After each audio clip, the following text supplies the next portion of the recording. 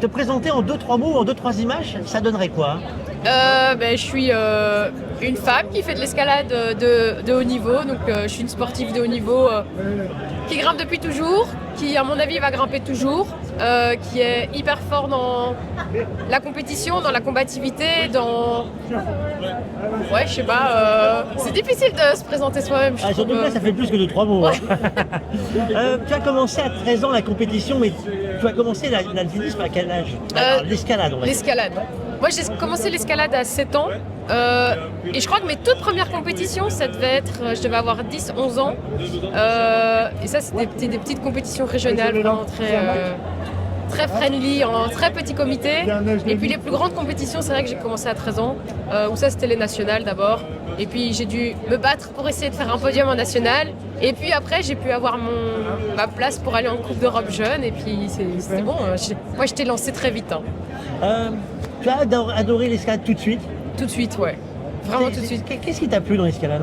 Ce sentiment de liberté, le fait d'être livré à toi-même, d'être seul, d'être dans ta bulle en fait, parce que t'es loin de tout le monde et du coup t'as vraiment ce truc de pouvoir, ouais je sais pas, être seul avec toi-même, à pouvoir te battre toute seule, à réfléchir toute seule, à résoudre le problème seule.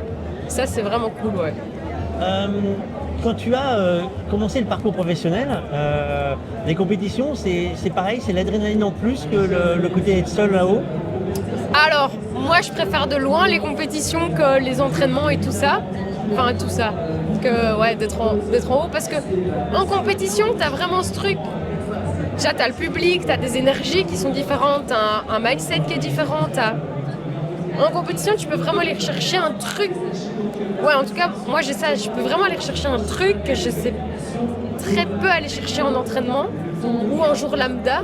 Et du coup, c'est juste l'énergie en plus, c'est juste trop bien, quoi. L'année 2026 se présente comment en termes de compétition pour toi? Alors, pour l'année 2026, il y a le championnat d'Europe, où en gros, ça va être la compétition, le goal de l'année. L'objectif, c'est de faire un podium, donc on va pour ça. Mais c'est surtout la dernière année où on peut tester de nouvelles choses, parce que moi, là, mon objectif, c'est pour les JO de 2028. Donc, l'entraînement, il commence maintenant, en fait. On ne fait pas un entraînement, une préparation pour les JO l'année même. Donc, l'entraînement commence maintenant. On teste de nouvelles choses et puis... Alors, je n'avais pas précisé, mais tu es belge. Je suis belge, ouais. Avoir la couleur de la Belgique, porter la couleur de Belgique, c'est une motivation en plus ou c'est de la pression? Non, c'est une motivation en plus. C'est pas une pression, c'est vraiment... je suis là, je suis avec ma team, je suis là pour défendre les couleurs de mon pays, même si en escalade, il y a moins ce truc. C'est pas comme le foot comme ça, On est d'abord là pour soi, j'ai l'impression, avant d'être là pour sa patrie, etc. C'est moins un truc de « vas-y, je suis là pour les Belges et tout ».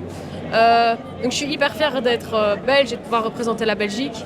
Et voilà. C'est vrai, au salon de l'escalade à Paris. Ouais. Je t'ai vu faire une compétition. Pourquoi faire une compétition dans un salon de l'escalade? Mais je sais pas, il y a un petit contest blog, donc je suis ici avec Regentech et ils m'ont dit « Ah, mais tu veux faire la compétition ?» Oui, vas-y, je veux faire la compétition, c'est toujours chouette de faire une compétition. Donc je sais pas, c'est l'occasion de se montrer un petit peu, de tester un petit peu les ouvertures qui sont là, de pouvoir voir aussi les gens vont voir grimper, ils vont se dire peut-être « Ouais, elle grimpe bien, vas-y, je vais aller la voir. » Et je sais pas. Tu es contente de ta journée? Ouais, c'est pas trop mal, je pense que j'aurais pu mieux faire. Maintenant ici, la compétition, c'était pas du tout l'objectif, donc je viens me faire plaisir, on va dire, je viens un peu m'amuser. J'aurais pu mieux faire, mais bon, c'est pas grave. Alors, comment tu te définirais comme grimpeuse? T'es plutôt tech, performance physique ou mentale?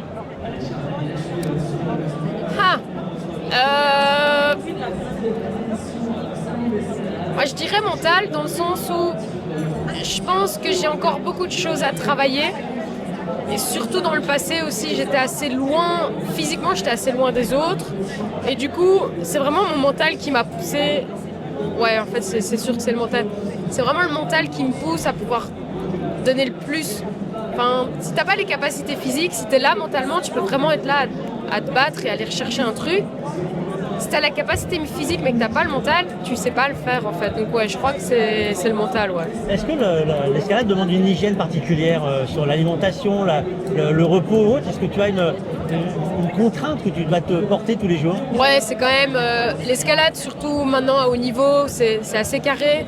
Évidemment, en escalade, il faut se porter, donc il faut porter son poids, donc il n'y a rien à faire. Plus t'es léger, mieux c'est. Donc il faut faire attention à ce qu'on mange. Il faut Manger de la salade? On mange de la salade au thon, c'est bien. Non, c'est important de se faire plaisir aussi. Donc on a aussi des moments dans la saison où, ok, vas-y, c'est free. Mais ouais, en escalade, plus t'es léger, mieux c'est. Donc on cadre tout bien. Aller dormir tôt, c'est comme pour tout.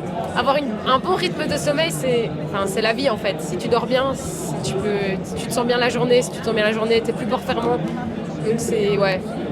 Alors, sur une zone de compétition, est-ce que tu as une musique favorite, une playlist ou quelque chose qui te met dans l'ambiance ou tu n'as pas besoin de ça? Ouais, moi j'aime bien avoir ma musique même si je l'écoute pas spécialement parce que déjà ça me permet d'avoir moins de pensées parasites parce que j'écoute ma musique, donc je suis pas dans mes pensées. Donc ça c'est bien. C'est vrai que j'ai une playlist qui tourne souvent avec les mêmes chansons. Je crois pas que j'ai une chanson type qui me fait hyper fort vibrer pour la compétition, mais je l'écoute pas en compétition en fait. Donc c'est un bon, je suis en entraînement, ça va pas trop, je mets cette musique, ça va me faire rêver vraiment fort. C'est Opus, même de Eric Price. Mais en compétition, je la mets pas. Parce que je crois que ça risque d'être trop après en émotion et de plus être assez, j'allais dire concentré, mais d'être plus assez focus sur ce qu'il faut faire et être un peu trop dans le rêve. Mais je tourne souvent avec les mêmes musiques. C'est de la musique, c'est de la tech, ça c'est sûr. Alors, tu es aussi ambassadrice Argentec, c'est des produits spécifiques pour les mains. C'est une zone particulière pour l'escalade, les mains. Ouais, les mains c'est hyper important. Après, c'est pas que pour les mains. On a le shock and roll qui est hyper bien pour pouvoir détendre aussi tout ce qui est un peu tendon. Donc pour les avant-bras, moi j'utilise beaucoup pour mes avant-bras pour masser, ça marche trop bien. Et donc ouais, les mains, si les mains sont abîmées, on ne sait pas bien grimper. Si on a les mains en sang, parce que plus on grimpe, plus on fragilise la peau, donc il faut la régénérer. Et donc ouais, c'est hyper important de prendre soin de sa peau en escalade. Alors aujourd'hui, au Salon de l'escalade, il y a beaucoup de jeunes qui sont là à vous regarder, à vous admirer, à dire un jour je serai comme elle. Tu leur donnes quoi comme conseil? D'y aller, faut croire en soi, faut y aller. C'est hyper prétentieux. Si tu veux être comme telle ou telle personne, vas-y, fais-le en fait. Enfin, va chercher des chaussons, entraîne-toi dur, va à l'entraînement, réessaye les mouvements, essaie d'être meilleur, essaie d'être meilleur pour toi, essaie d'en apprendre plus et ouais, de mieux comprendre les choses. Ouais, je dirais ça moi. T'as combien de paires de chaussons? J'en ai 2. J'en ai pas beaucoup en vrai. Et point de vue, tu as des gris-gris, tu as des choses que tu travailles avec toi, un doudou ou... Ouais, non, en mode porte-bonheur. Je suis en train de réfléchir. Non. Mais par contre, c'est vrai que j'aime bien avoir même si je sais que c'est débile, les mêmes sous-vêtements. Donc quand je fais la compétition, ma tenue doit rester la même. Donc ça m'arrive de laver mes sous-vêtements entre les qualifs et les finales parce que parfois c'est pas le même jour. Mais j'ai l'impression que c'est important de garder la même, je sais pas, la même DA comme ça. Enfin, c'est pas la DA, mais la même. Ouais.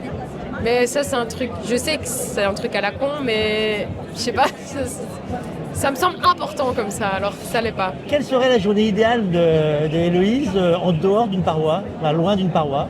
La journée idéale tu veux dire... Quand t'es loin d'une paroi, c'est quoi ta journée idéale? Sans grimper alors? Ouais. Parce que tu t'entraînes 25 heures à 40 heures par semaine. Ouais, je m'entraîne vraiment beaucoup. Est-ce qu'en vacances, t'arrives à ne pas t'entraîner? En vacances. Les vacances, je travaille du coup. Une journée idéale sans grimper, je dirais peut-être c'est passer du temps avec ma famille, du coup parce que je les vois quand même pas beaucoup, donc ce serait passer du temps avec ma famille, avec mes proches, faire des activités avec eux du coup, ouais c'est vrai que c'est ce que je ferais. Je passerais du temps avec mes proches parce que je les vois quand même pas souvent, donc c'est quand même quelque chose qui est important pour moi. Je prendrais du temps pour rester dans mon lit, faire la grasse mat, regarder un film, scroller un peu le téléphone en mode ah, j'ai le droit de le faire. Ouais, je crois que ce serait ça ma journée idéale. Qu'est-ce qu'on te souhaite pour 2026? C'est d'être en pleine forme pour arriver jusqu'à 2028? Ouais, je crois que c'est bien ça. De continuer de continuer sur ma lancée. Je crois que c'est bien. On se tient au courant? On se tient au courant, ouais. Merci. Merci.